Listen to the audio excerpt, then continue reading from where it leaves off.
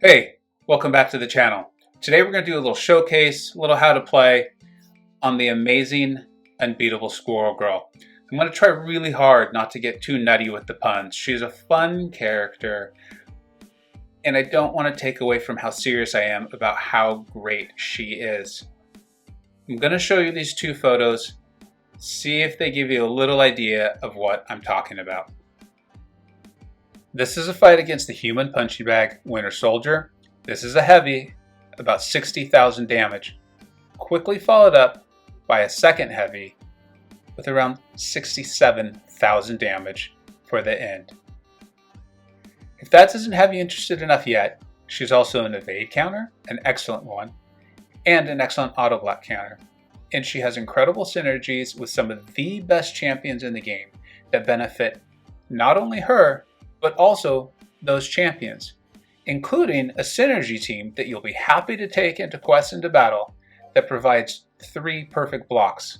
We're going to go over all of this and more in this video. Make sure to hit like and subscribe so you catch all of the content.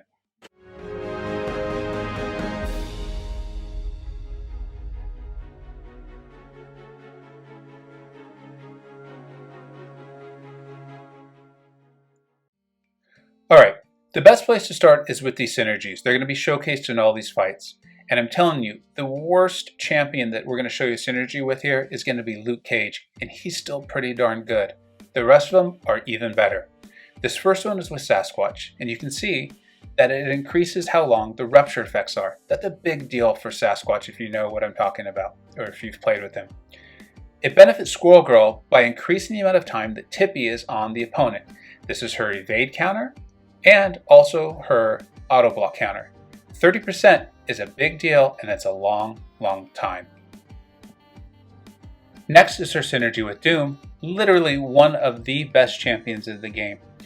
This benefits Squirrel Girl by, I think, allowing her to be played with suicides, where when she purifies a non-damaging debuff, she will get rid of 1 damaging debuff. This can only be once a fight, but that's going to get rid of the suicides for you.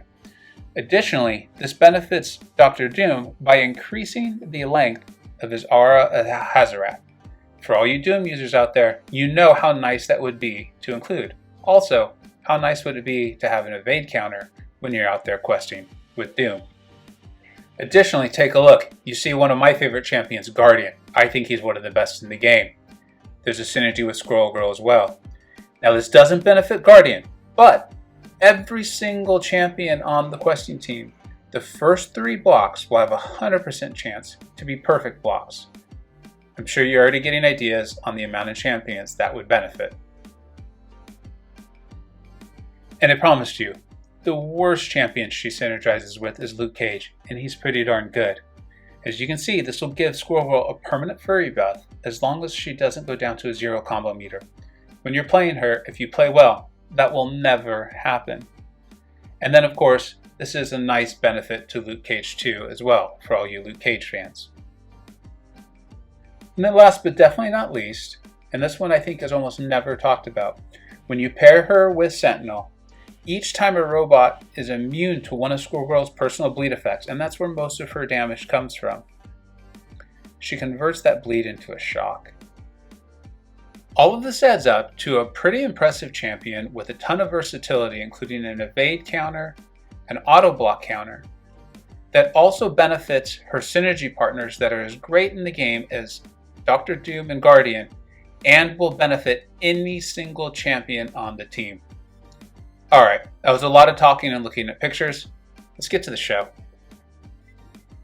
Okay, we're going to take a look at a Red Hulk fight and a Stealth S fight from the Herald of Galactus quest. This will give us a little bit of a time to talk about the perfect block synergy and also some simple kind of how to play Squirrel Girl. You'll see that just due to muscle memory from playing her so long, I've forgotten about the perfect block synergy here, but I'm going to remember for this one. It's going to give me plenty of time to land 2 mediums, applying her bleeds, and then come in and do a full 5-hit combo. I'm sure you can already think of the applications for that. You see the nice damage that the heavy does, and that does do a big amount of heavy damage when you transfer over at least a 40-hit combo. We'll talk about that some more. We're going to see the damage that the SB2 can do and also how it can refresh and add on the bleeds, which is important, when Tippy is already on you. Here it comes. Watch all the bleeds that are going to get put on Red Hulk, and then the nice large crit bleed that's going to happen at the end for a significant amount of damage. It's going to happen when Tippy transfers over to Red Hulk. Here we go.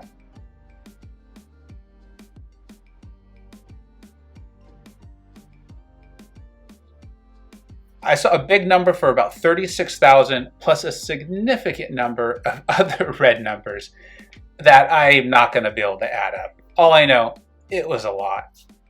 She's going to finish off this fight quite nicely. Now, Tippy's been transferred over to Red Hulk with a combo of 40. That does take the combo from you. So her combo meter is constantly going up and down throughout the fight. But you see the hit with a nice heavy to end the fight. Now let's take a look at stealth. The reason I keep mentioning what Tippy moves over with is it makes a big deal. If you can transfer Tippy over to the opponent, and that happens on knockdowns, with a combo of 30 or more, that's when you apply the distract debuff, which gives you the evade counter and the auto block counter. But if you can make it all the way to 40, and that's why her awakened ability is a really big deal. It allows you to start the fight with 40 hits like we just saw. When you can transfer Tippy over with a 40 hit counter, it applies the critical bleed, and that's where her really big burst damage comes in. You see it right there. Tippy was transferred over, and that was a very simple heavy. It did the crit bleed based on the amount of bleeds we had on. You want the more bleeds you have on when you do that, the bigger your damage will be. You saw it did significant damage. Also, and you can see Tippy as it looks like a passive on stealth. If you didn't know better, you wouldn't know that it's actually helping us. And it was with 40. And that meant he could not evade. You see we're at 39 hits now. And we got to be a little careful because he's got his evade. We've now transferred, we didn't transfer Tippy over. He evaded the heavy. We've now applied with a 40 hit combo.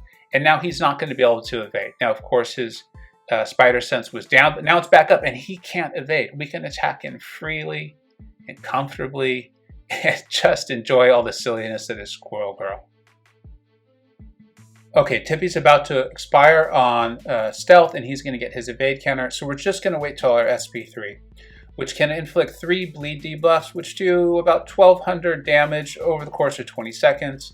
It does give Squirrel an additional combo hit of 40 in her combo meter. So it's a great way to build up your combo meter if you think that's going to be needed in the fight. And then if Tippy is on you, Tippy will transfer over and inflict an instant bleed with this attack, and there's a 30% chance for each bleed debuff to be refreshed instead of being removed. So it does do some damage, and it's a great way to get your combo meter up. Next, we're going to look at her against, you see the Mesmerize and the Pilfered. Mesmerize is incredibly difficult. You miss that evade once, chances are you're going to die. This is an axe 6.3.1, so you know the attack values are high. These are big, beefy champions. We're going to take it pretty cautiously here against this Miles. We're going to just be hitting him while he's stunned to keep it safe until we can feel very confident in transferring Tippy over. We've got the combo meter up to 50 hits. He evades the second part of the heavy. Tippy's on. Tippy's on, and you can see the 40 hits. So not only did we transfer with a crit bleed, but now we can attack freely. This is a complete evade and auto block counter. We can just come in and do our thing. We're going to build up to the SP3 to get our combo meter high like we've talked about. I think we're going to wait for Tippy to transfer back over to us so we can try to maybe refresh some bleeds. First, it looks like I'm looking to get his power down low, which is fine. Makes sense. It's smart. And you see how high our combo meter has now jumped.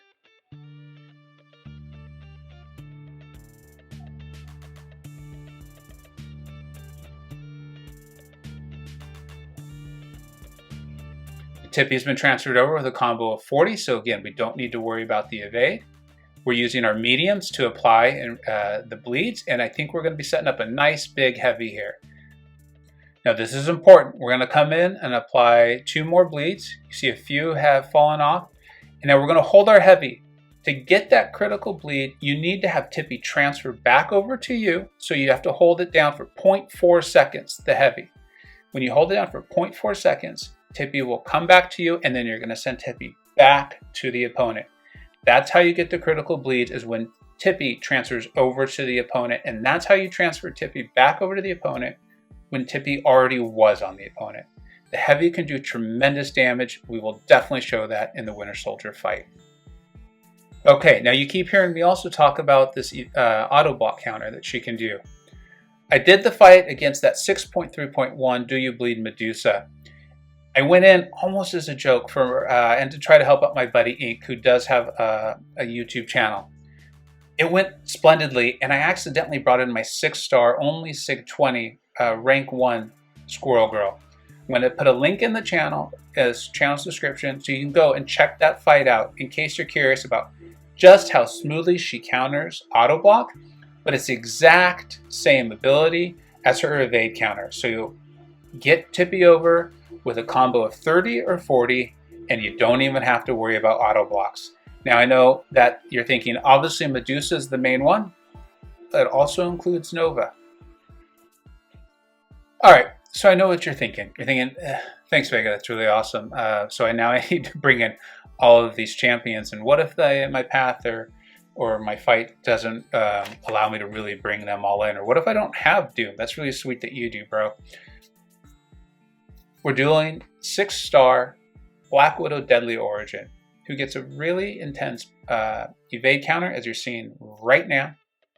So we're hitting her on the block, and the evade counter fell off. And if you fought her, you know that if you hit her, or you try to, with that evade counter, and she evades it, your fight's probably over.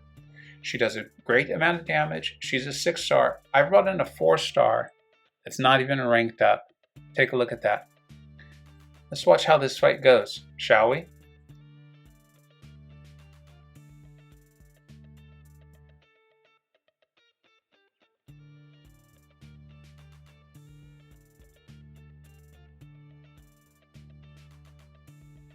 Okay, Tippy's now back on us, which means if she gets that evade counter, we've got to be careful. We've thrown our SB2 to refresh our bleeds, gain some bleeds, and do some nice damage, and move Tippy back over to her. So if she does get her evade counter, we've got Tippy on with a 40 combo. We'll be just fine. Tippy's back on us now.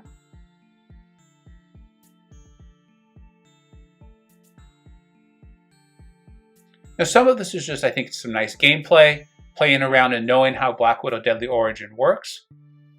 I think it's also a nice showcase of the damage that Squirrel Girl can do and the utility she can have without any of those amazing synergies that I mentioned. I always think it's odd when someone's talking about like, oh yeah, well, this champion's so amazing because of all these synergies. And you're like, thanks, now I need to bring in Yellow Jacket. Great. You don't need these for her. It's just a huge, beautiful icing on top of the cake. I think it's like icing with some candles, maybe a cherry and some ice cream, just because of how good those other champions are and how excited you probably are to bring them into the quest with you. And you see we're setting up for a nice big heavy for an unranked 4-star to end the fight.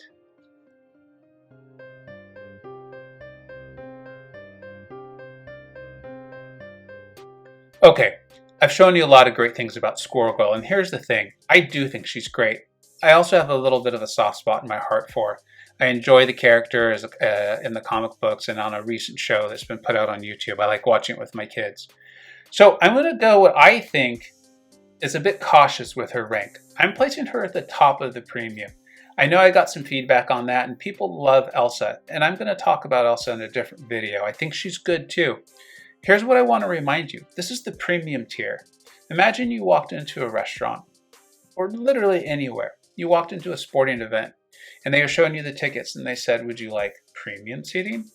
I don't know about you, but my first question when I hear that would be is, let's make sure I can afford that, right? Think of that the same way. There's a reason this is called the premium tier. It means they are excellent. They are very good. They are going to be so useful for so many things in content. I think she's at the top of that.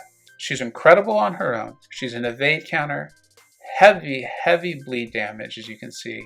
and an auto block counter.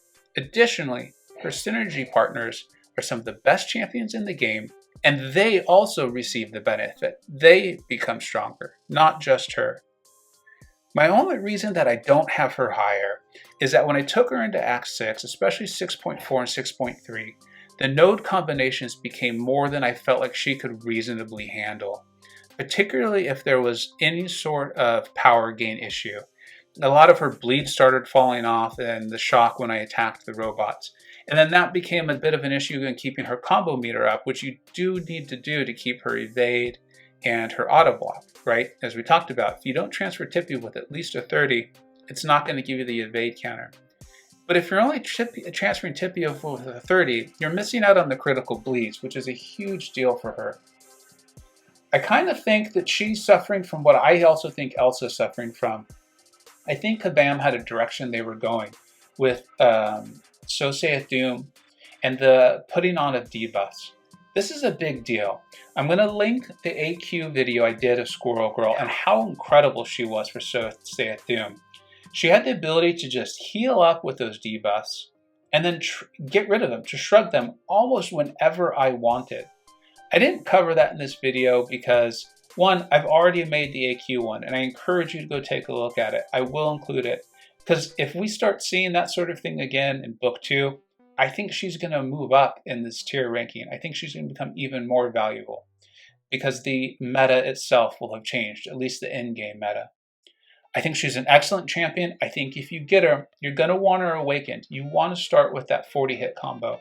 And then her SIG does matter as you get it higher because it allows those bleeds to refresh. It's very important, and I think you'll see a significant increase in the value you're receiving from her. I'm putting her at premium. I know some people are going to disagree, and that's fine. We're all entitled to our opinions. I'd like you to stick around, watch the pure damage. I want to show it to you. This is pure damage. We're running her with Suicides, that Doom Synergy, and I believe Luke Cage, and she's about to get Winter Soldier down in only 74 hits. Okay, here's the pure damage. Winter Soldier, we don't have to worry about power gains. We don't have to worry about evades. We don't have to worry about auto blocks. We're taking advantage of the perfect block as best we can by the double medium, then coming in for the 5-hit combos. The mediums apply the beads, and the lights are getting our combo meter up. We're going to work our way to the SP3. That way we can get our combo meter super high and then finish this guy off with the heavies.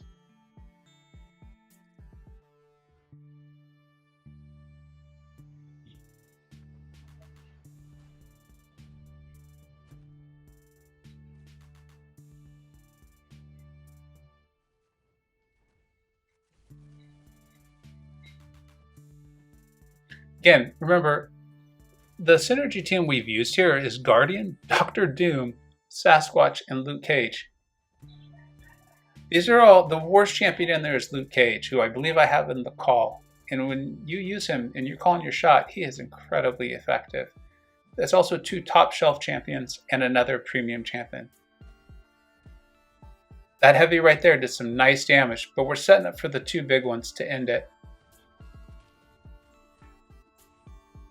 That SB2 would have done even more damage if Tippy had been on us, but he wasn't. We were just looking to refresh those bleeds and keep this up. You also see the immense amount of bleed damage she's doing just on its own. Here comes the first heavy.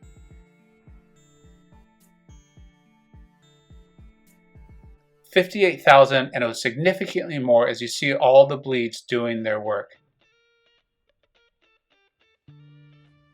We're going to evade this, come in for 2 more mediums just to apply some more bleeds. 2 more. Parry. And boom, 65,000. It's well over 120,000 in 2 heavies to end the fight. 74 hits to get Winter Soldier down for a champion who can also counter, evade, and auto block. I hope you either learned something, were entertained, or even better, a little bit of both. Don't forget to like, subscribe, and follow on Twitter at VegaGaming583. Thanks so much for watching. Take care.